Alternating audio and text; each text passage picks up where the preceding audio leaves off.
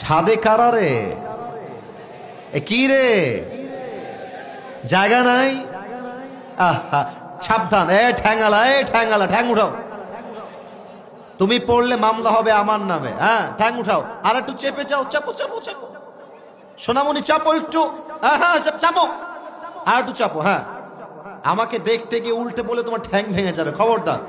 চুপচাপ থাকো, বসে থাকো চুপচাপ। আজকের পুরো মাহফিলটা যুবকদের ঢল দিয়ে ভরপুর হয়ে গিয়েছে। আমার মনে হচ্ছে আজকের মাহফিলে যত শ্রোতা এসেছে তার ৮০ কলিজার টুকরা যুবক ভার আজকের মাহফিলে এসেছে। এই যুবকদের দ্বারা ইসলামের আগামীতে রাজ কায়েম হবে। আল্লাহ যুবকদেরকে অমরের মতো কবুল করুক। পড়েন সবাই আমিন। একটু বেশি কমে গেছে, হালকা বাড়ান তাহলে হবে। রাগ করবেন না, যুবকরা আছে তো, আমি চাই না ওদের কথা বুঝতে কোনো সমস্যা হোক আজকে মাহফিলে। কথা ঠিক আছে না যুবক ভাইরা আমার? কবে আবার দেখা হবে এটা তো আল্লাহ মাবুদ ভালো জানে। আজকের মাহফিলটা দোয়া না করে আমরা কেউ বাসায় ফিরে যাব না, ঠিক কিনা বলেন? আচ্ছা, মায়েরা বোনেরা এসেছে? মায়েরা বোনেরা 5টা প্যান্ডেল মা বোনদের জন্য সর্বনাশ করেছে।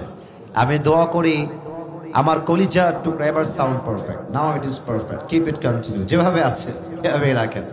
আমার মা বোনদের জন্য আমি দোয়া করে দেই, আল্লাহ আমার মা বোনদেরকে ফাতেমা রাদিয়াল্লাহু তাআলা আনহার চরিত্রবান হওয়ার তৌফিক দান করুক। পড়েন সবাই আমিন। আমি মনে করি যে মেয়েরা যদি ঠিক হয়ে যায়, পুরো বাংলাদেশের যুবকরাই ঠিক হয়ে যাবে। আর মেয়েরা যদি নষ্ট হয়ে যায়, পুরো দেশটাই নষ্ট হয়ে যাবে। আমার বড্ড আফসোস লাগে, আজকালকার মেয়েরা বোরকা পরে বোরকাকে পর্দা হিসেবে নয়, অনেক মেয়েরা বোরকাকে প্রেমের হাতিয়ার হিসেবে ইউজ করতে চায়। যেভাবে হাতে মোজার পায়ে মোজা পরে, মনে হবে यार ये तो अभी के अभी कन्फर्म जन्नत से भाग के दुनिया में आई है माशाअल्लाह।